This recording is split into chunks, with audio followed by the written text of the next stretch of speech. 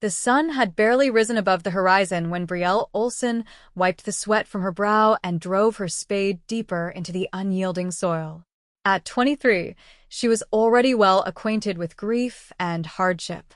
The plague had taken her husband 2 winters ago, and her parents had fallen to the same cruel fate merely months later. Now she worked alone on this small patch of land that had come to her through the death of an elderly great-uncle she had never met. Worthless, the village folk had whispered when the solicitor announced her inheritance. Old Tanner's place has not yielded a proper harvest in decades. Brielle paused, straightening her back to ease the ache. Her long golden hair, hastily tied back with a fraying ribbon, caught the morning light. Despite the dirt on her face and hands, her youthful beauty remained undimmed. High cheekbones, clear blue eyes, and full lips that rarely smiled these days. Her threadbare dress hung loosely on her slender frame, the neckline worn low from countless washings, revealing her delicate collarbone and the gentle curves beneath. Mama. Mama, come see. Her 5-year-old son, Thomas, came running across the field, his small legs pumping frantically. Not now, Thomas. I must finish turning this soil before midday, she called, her voice gentle despite her exhaustion. But Mama, Baron found something strange. Come see. Thomas insisted, pulling at her skirt with insistent little hands. Baron, the old sheepdog that had come with the property, barked from the far corner of the field, where the land sloped downward toward a copse of ancient oak trees. The dog had been digging there every day since their arrival 2 weeks prior. Brielle had assumed he was merely chasing field mice or moles. Very well, but only for a moment, she conceded, setting down her spade. She followed Thomas to where Baron was frantically pawing at a small depression in the earth. As they approached, the dog looked up, his tail wagging with excitement before he resumed his digging with renewed vigor. See, Mama? He has been doing this all morning, Thomas exclaimed, dropping to his knees beside the animal. Brielle knelt beside them, her curiosity piqued despite herself. Baron had uncovered something metallic that glinted in the sunlight. She brushed away the loose soil with her fingers, revealing a small, tarnished locket. How strange, she murmured, lifting the object carefully. It was surprisingly heavy for its size, oval-shaped and decorated with intricate engravings partially obscured by centuries of dirt. It looks very old. Is it treasure? Thomas asked, his eyes wide with childish wonder. Brielle smiled. I doubt it, my love. Probably just an old trinket someone lost long ago. She attempted to open the locket, but years of dirt and corrosion had sealed it shut. I shall clean it later, she promised, slipping it into the pocket of her apron. Now we must return to work. That evening, after Thomas had fallen asleep on his straw pallet in the corner of their single-room cottage, Brielle sat by the dying fire and examined her find. She had scrubbed away most of the dirt, revealing delicate etchings that resembled the royal crest, a lion and falcon intertwined around a crown, though some elements appeared slightly different from the emblems she had seen on passing royal carriages. As she worked at the clasp with a thin knife, it suddenly gave way with a soft click. Inside lay a miniature portrait of a woman with features strikingly similar to her own, though dressed in the finery of nobility. On the opposite side was a lock of blonde hair tied with a silk thread, and beneath it, a small piece of parchment folded many times. Her hands trembling, Brielle unfolded the delicate parchment. The writing was faded but legible, written in an elegant hand. My dearest daughter, if you are reading this, then you have found your birthright. The royal blood of Leonis flows in your veins. Seek the hollow oak where 2 streams meet. There you shall find the truth of your lineage and the key to your inheritance. Trust no one from the palace until you have secured what is rightfully yours. With eternal love, your mother, Princess Eleanor. Brielle's heart pounded. This made no sense. The locket must have belonged to someone else, someone long dead. Yet the resemblance between herself and the portrait was undeniable. She shook her head, dismissing the foolish thoughts. She was Brielle Olson, daughter of simple farmers, widow of a carpenter. Not the descendant of royalty. She tucked the locket and note beneath her thin mattress and tried to sleep, but her dreams were filled with crowns and palaces and dark figures pursuing her through endless corridors. The following morning, while Brielle worked in the garden, Thomas and Baron disappeared again toward the oak grove. She called after them several times, but the boy was too engrossed in his adventure to hear.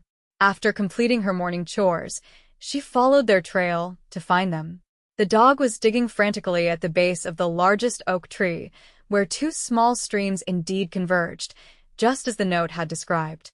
"Thomas! Baron! Come away from there!" she called, suddenly uneasy. Baron barked in response, his paws scrabbling more urgently at the earth. Thomas knelt beside him, already mud-covered from joining in the excavation. "Look, Mama! There is something in the tree," he exclaimed, pointing at a hollow in the massive trunk, partially concealed by exposed roots. Curiosity overwhelming caution, Brielle approached and peered into the hollow. Inside was a small wooden chest, weathered but intact. With trembling hands, she pulled it from its hiding place. It was locked, but the rusty hasp gave way when she applied pressure. Inside lay several items wrapped in decaying cloth, a seal ring bearing the same crest as the locket, a small leather-bound journal, and a document with a broken wax seal. Beneath these was a pouch that clinked with the unmistakable sound of coins. "Is it treasure, Mama?" Thomas asked again, his eyes wide. I am not certain," Brielle replied honestly, quickly rewrapping the items and closing the chest. "We must take this home. Say nothing of it to anyone, Thomas. Do you understand? This is our secret." The boy nodded solemnly, thrilled to be entrusted with such an important confidence. That night, after Thomas was again asleep, Brielle examined the contents of the chest. The coins were gold, stamped with the profile of a king who had ruled nearly 60 years earlier. The journal appeared to be a diary, written by the same hand as the note in the locket. As she read by candlelight, a story unfolded that chilled her to the bone. Princess Eleanor, youngest daughter of King Roderick III, had secretly married a common knight against her father's wishes. When she became pregnant, the king, furious at the disobedience, had the knight executed and fabricated a story that his daughter had died of fever while abroad. In reality, Princess Eleanor had been hidden away in this very cottage, then a hunting lodge on the royal estate, to give birth in secret. The final entries revealed that Eleanor had died in childbirth, but not before entrusting her newborn daughter to a childless couple who worked the land nearby, Brielle's grandparents. The official document in the chest was a birth certificate and declaration of lineage, signed by a royal physician and a priest. Brielle sat back, her mind reeling. Could it be possible? Was she truly of royal blood? The resemblance between herself and the portrait was undeniable, but the implications were overwhelming. She was still contemplating these revelations when Baron began to growl low in his throat, his ears perked toward the door. A moment later, a firm knock shattered the silence of the night. Hastily gathering the items back into the chest, Brielle pushed it under her bed and went to the door. "Who calls at this hour?" she asked, her voice steadier than she felt. "Royal messengers," came the reply. "Open in the name of King Cedric." Her heart pounding, Brielle opened the door to find two men in royal livery, their expressions serious in the lantern light. "Are you Brielle Olson?" asked the taller of the two. "I am," she confirmed, clutching her shawl tighter around her shoulders. "You are summoned to appear before the royal advisor tomorrow at midday. A carriage will be sent to collect you." He handed her a sealed parchment bearing the royal crest. "Do not fail to appear." Before she could ask any questions, they mounted their horses and rode away, leaving Brielle staring after them in stunned silence. She closed the door with trembling hands and broke the seal on the summons. It contained the same information the messenger had delivered, with no explanation for why she was being called to the palace. How had they known about her? About the locket? About any of it? Sleep eluded her that night as questions raced through her mind. By morning, she had made a decision. She would go to the palace, but she would not go unprepared.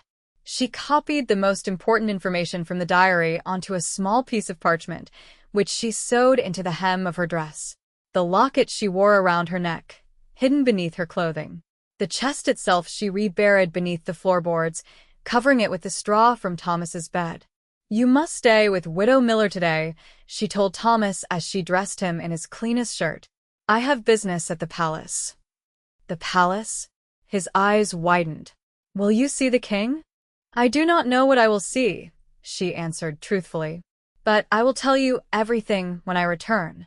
After leaving Thomas with the kindly older woman who lived at the edge of the village, Brielle returned home to wait. The royal carriage arrived precisely at the appointed time, an ornate conveyance that drew stares and whispers from her neighbors. The journey to the palace took less than 2 hours. As they passed through the gates, Brielle felt a strange sensation, as if she were returning to a place she had known in a dream. The grandeur of the palace was overwhelming: marble columns, tapestried walls, and livery servants who looked at her dirty peasant dress with barely disguised disdain. She was led through a maze of corridors to an opulent study where a man in rich velvet robes awaited her.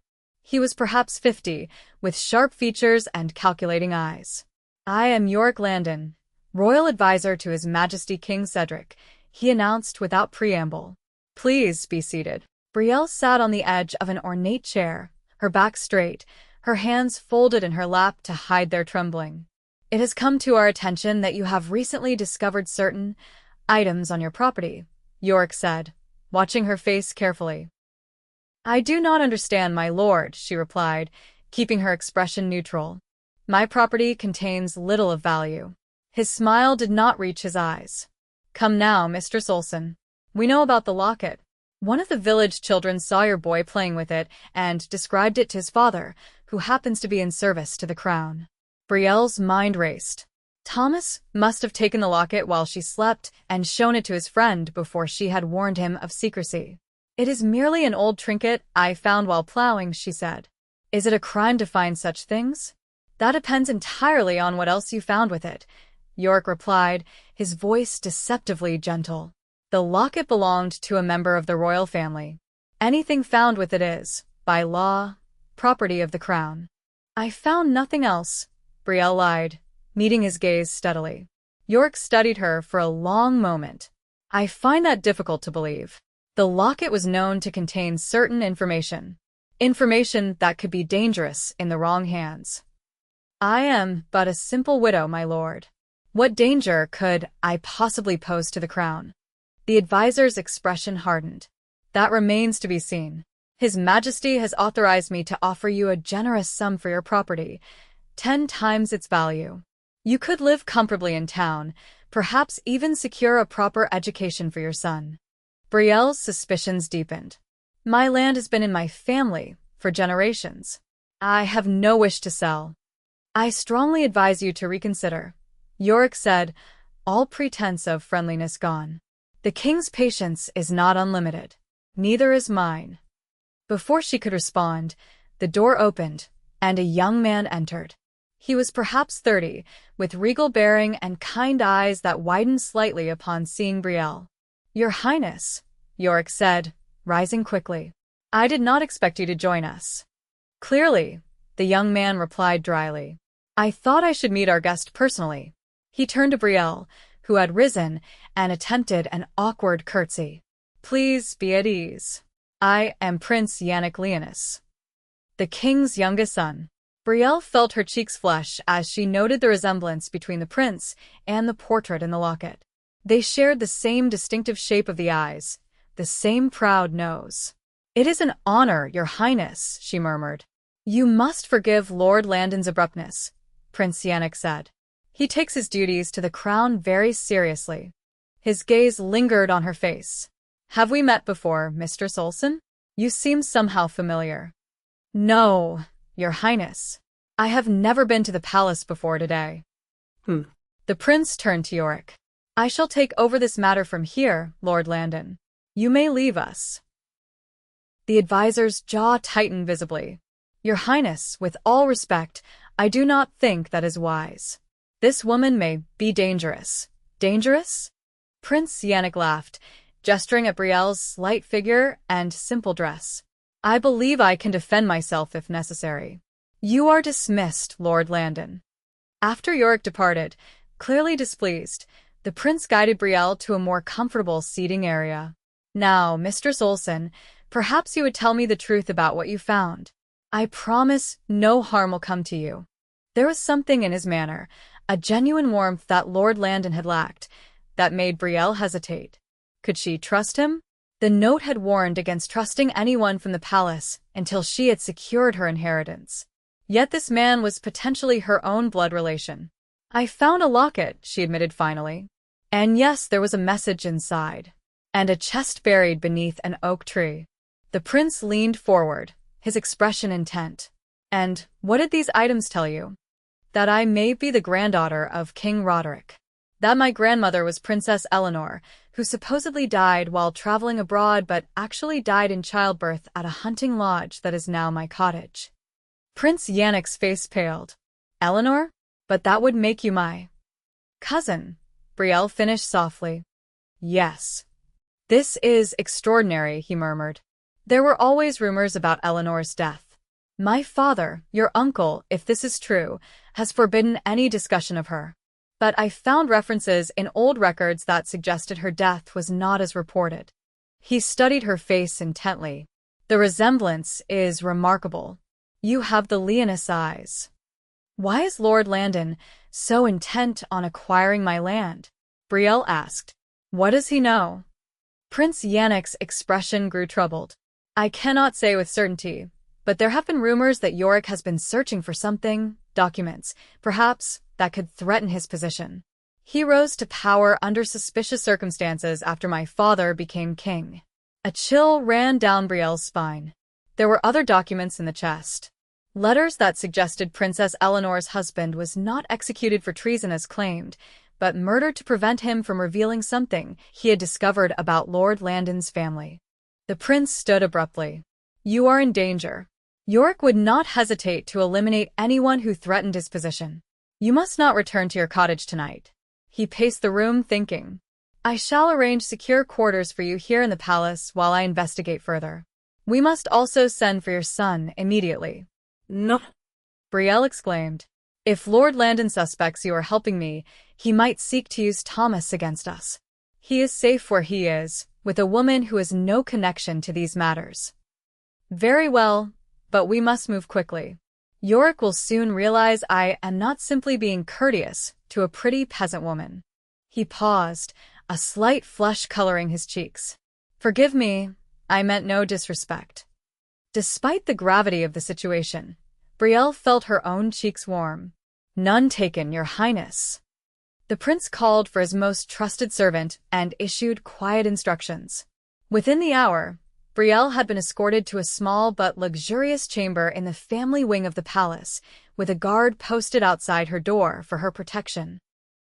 Left alone, she paced the room, her mind racing. She had revealed much to the prince, perhaps too much. Yet his reaction had seemed genuine, his concern real. Still, caution kept her from revealing the location where she had hidden the chest and its contents. As night fell, a soft knock came at her door. When she opened it, she found a young serving girl with a tray of food and a bundle of clothing. His Highness thought you might be more comfortable in these, my lady, the girl said with a curtsy, laying out a simple but elegant gown of deep blue. I am no lady, Brielle protested automatically. The girl smiled. His Highness says otherwise. After eating and changing into the provided gown, which fit as if made for her, Brielle found herself unable to sleep despite the unaccustomed luxury of the feather bed. Too much had happened too quickly. Her entire understanding of her identity had been upended in a matter of days. Another knock roused her from her thoughts. Wrapping herself in a provided robe, she opened the door to find Prince Yannick, his face grave. Forgive the late hour, he said quietly, but we must speak in private. May I come in?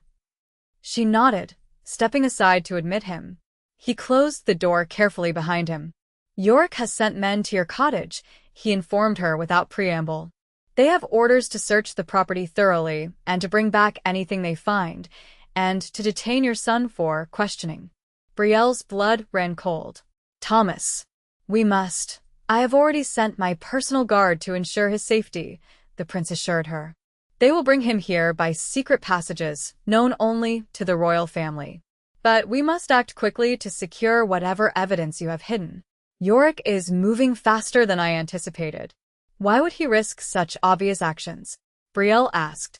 Surely the king would not approve. Prince Yannick's expression darkened. My father has been in declining health for some time. Yorick has been ruling in all but name, with my elder brother's support. I fear they may be planning to solidify their control permanently once my father passes.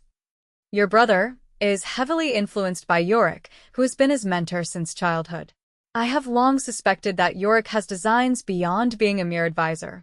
The documents you found may provide the evidence needed to expose whatever plots they have laid. Brielle made a decision. The chest is hidden beneath the floorboards of my cottage, under my son's sleeping pallet. But the most damning evidence, a journal kept by Princess Eleanor, I copied portions of it and sewed them into the hem of my dress. She gestured to her discarded peasant garment. The prince retrieved the dress and, with Brielle's guidance, carefully cut open the hem to extract the hidden papers. As he read, his expression grew increasingly grim. This confirms what I have long suspected, he said finally. According to this, Yorick's father was responsible for fabricating evidence that led to the execution of Eleanor's husband. And here, he pointed to a passage.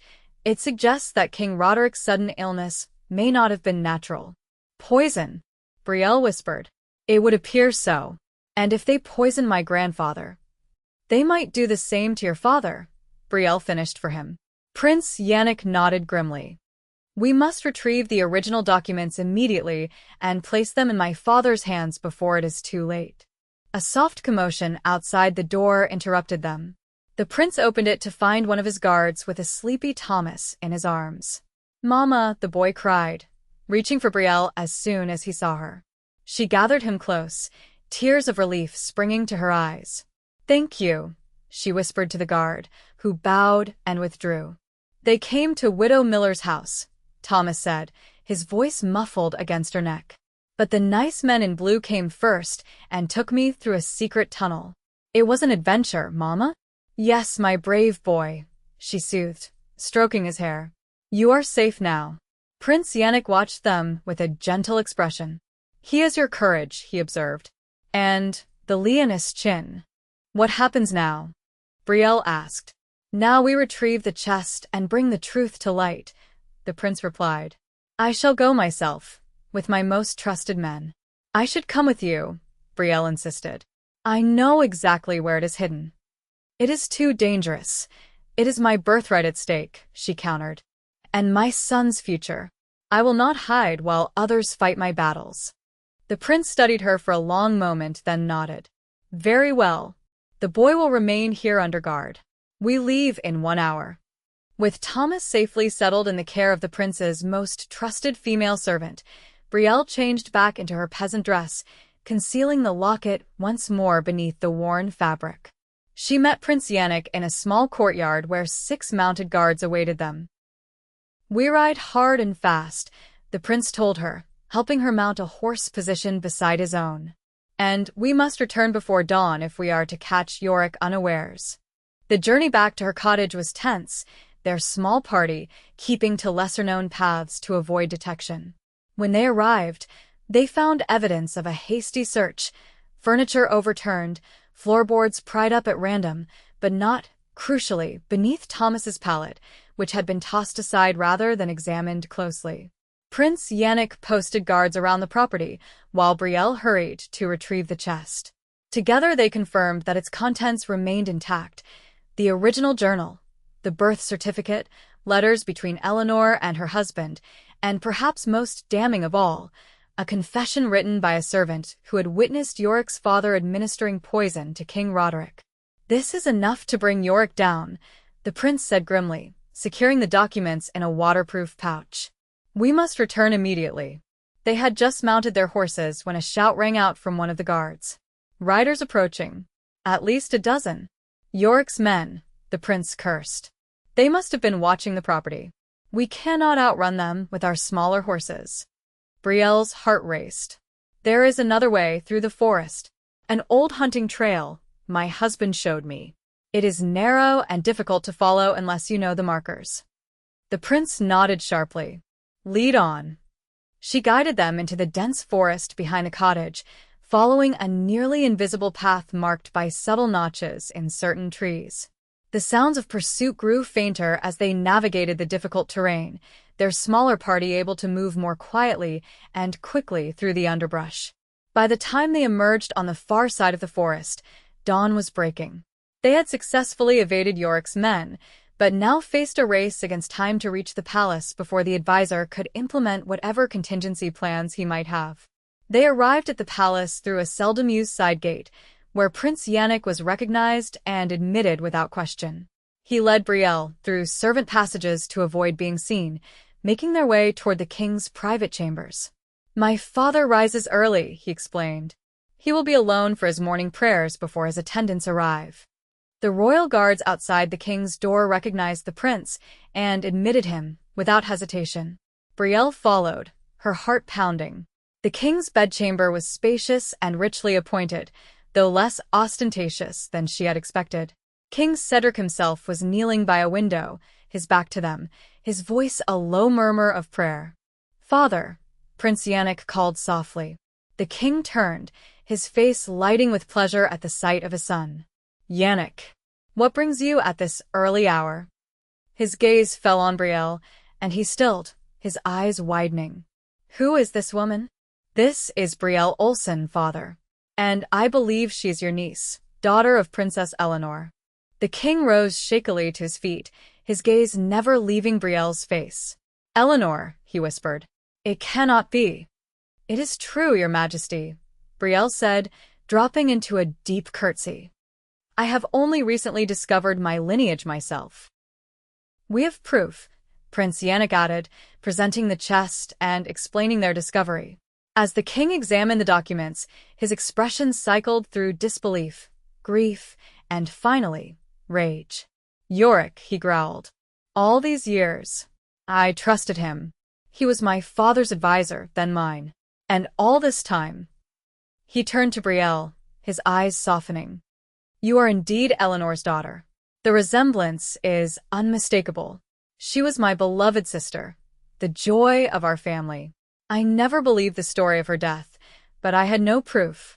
A commotion outside the door interrupted him. The door burst open, and Yorick Landon strode in, followed by several guards and a younger man who bore a strong resemblance to both the king and Prince Yannick, the crown prince. Your Majesty, Yorick began, his voice smooth despite his obvious haste. I must warn you of a grave deception. This woman, he pointed at Brielle, is a fraudster attempting to claim royal lineage to extort wealth from the crown. And I fear Prince Yannick has been taken in by her feminine wiles. Is that so? King Cedric asked, his voice dangerously quiet. How interesting, Lord Landon, that you should be so concerned about a fraudster, that you sent armed men to search her property in the night and attempted to kidnap her child. Yorick faltered for only a moment. For the protection of the crown, your majesty. We had reason to believe she possessed forged documents. Documents like these? The king held up Princess Eleanor's journal. My sister's own account of how your father poisoned my father and fabricated evidence to execute her husband? Or perhaps this confession from a palace servant who witnessed the deed. The color drained from Yorick's face. Lies, your majesty. All lies created to silence, the king thundered, with a strength that belied his frail appearance. Guards, arrest Lord Landon immediately. The crown prince stepped forward, his expression confused. Father, surely you cannot believe these accusations? Yorick has served our family loyally for decades. He has served himself, manipulating our family for his own gain, King Cedric replied firmly. And I fear he has poisoned your mind against your own brother, and now against your cousin. The guards hesitated, looking between the king and the crown prince, uncertain whose orders to follow. In that moment of confusion, Yorick lunged forward, drawing a concealed dagger. His target was not the king, but Brielle. The line ends here, he snarled, bringing the blade down. Prince Yannick moved with astonishing speed, throwing himself between Brielle and the attack. The dagger sliced across his arm instead of finding its intended target. The guards, seeing the attack on the prince, immediately seized Yorick, wrestling him to the ground. "Traitor," the king roared. "You have sealed your fate." In the days that followed, the palace was transformed by the revelations. Yorick Landon was tried and executed for treason, attempted murder, and conspiracy against the crown. Several of his closest allies, including advisors who had helped conceal Princess Eleanor's fate, were imprisoned or exiled. The crown prince, confronted with evidence of how he had been manipulated since childhood, withdrew to a royal estate to reflect on his actions. King Cedric formally recognized Brielle as Princess Eleanor's daughter and his niece, granting her lands, title, and a place at court. Thomas was acknowledged as a prince of the blood and given tutors to prepare him for his new station. For Brielle, the transition from peasant to princess was overwhelming. The luxuries of palace life were foreign after years of poverty, and the court politics bewildering. But through it all, Prince Yannick remained her steadfast ally, teaching her the ways of nobility with patience and humor. "You saved my life," she reminded him one evening as they walked in the palace gardens, Thomas running ahead with the royal hounds. "I have not properly thanked you." "You saved the kingdom by bringing the truth to light," he replied. "I believe we are even." She smiled, feeling a warmth in her chest that had nothing to do with her new finery. "Still, I am grateful. For everything." Prince Yannick stopped, turning to face her. In the fading light, his expression was earnest. "Brielle, I have watched you these past weeks. You have faced every challenge with grace and courage. You have won the hearts of the court and, most importantly, of my father." "And yours?" she asked softly, surprising herself with her boldness. His smile was answer enough, but he spoke the words anyway. "Most assuredly mine. If you would do me the honor." 6 months later, Brielle stood before the grand cathedral in a gown of ivory and gold, scarcely able to believe the turn her life had taken. From peasant widow working worthless land, to royal princess, to, as of today, future queen. As Prince Yannick took her hand before the assembled nobility, Brielle touched the locket that now hung openly around her neck. Inside, she had placed a new memento alongside Princess Eleanor's portrait, a small drawing Thomas had made of their cottage, the place where their journey had begun. "All from a locket found in a field," she whispered to herself as the ceremony began, "and now the royal family is truly at my doorstep, and I at theirs." Thomas, resplendent in his page's uniform, carried their rings forward with solemn dignity. As he approached, he gave her a conspiratorial wink that reminded her that beneath the pageantry, they were still the same mother and son who had faced the world alone, but would never have to do so again.